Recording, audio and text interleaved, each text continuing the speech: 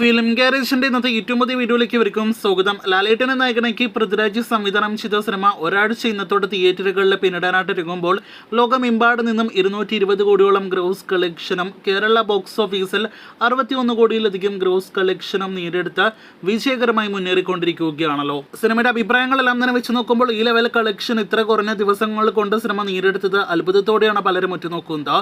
ഇന്നത്തെ ഒരു വീഡിയോയിലൂടെ എമ്പുരാൻ എന്ന സിനിമയ്ക്ക് ഇന്നി ബോക്സ് ഓഫീസിൽ നേടിയെടുക്കേണ്ട രണ്ട് മേഖലകളിലെ ലക്ഷ്യങ്ങളെ കുറിച്ചാണ് പ്രേക്ഷകരിലേക്ക് എത്തിക്കുന്നത്. അതിൽ ആദ്യത്തെ പ്രധാനപ്പെട്ട ലക്ഷ്യം ഏറ്റവും ഉയർന്ന വേൾഡ് വൈഡ് ഗ്രോസ് കളക്ഷൻ നേടിയെടുക്കുന്ന മലയാളം സിനിമയായിട്ട് മാറുക എന്നതാണ്.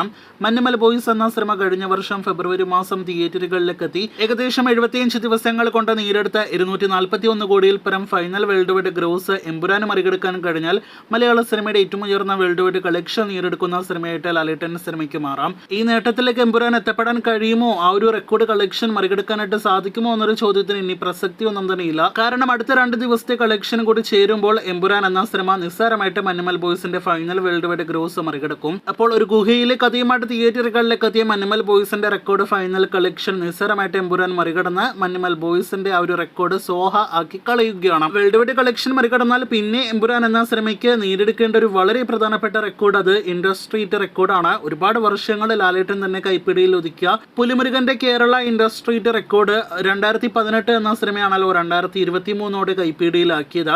85 കോടിയാണ് പുലിമുരുകൻ കളക്ഷൻ നേടിയെടുത്തതെങ്കിൽ കേരളത്തിൽ 2018 നേടിയെടുത്തത് 89 കോടി ഗ്രോസ് കളക്ഷനാണ്.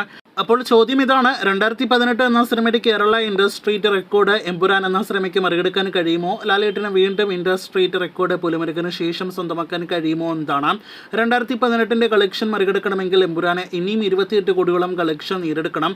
ആദ്യ 6 ദിവസത്തെ എമ്പുരാന്റെ കേരള ഗ്രോസ് 61 കോടി 62 ലക്ഷമാണ്. നിലവിലെ ട്രെൻഡ് വെച്ച് നോക്കിയാൽ ആ ഇൻഡസ്ട്രീറ്റ് റെക്കോർഡും തൂക്കാനുള്ള എല്ലാവിധ സാധ്യതകളും എമ്പുരാൻ എന്ന സിനിമയ്ക്കുണ്ട്. എന്തായാലും മറികടക്കാനായിട്ട് കഴിയട്ടെ. ഏപ്രിൽ 10 തന്നെ മറികടക്കാൻ കഴിയുമെന്നൊരു പ്രതീക്ഷയോടെ വീഡിയോ അവസാനിപ്പിക്കുന്നു. കാത്തിരിക്കും അടുത്ത ദിവസങ്ങളിൽ എമ്പുരാന്റെ കൂടുതൽ നേട്ടങ്ങളുടെ വാർത്തകൾക്ക്.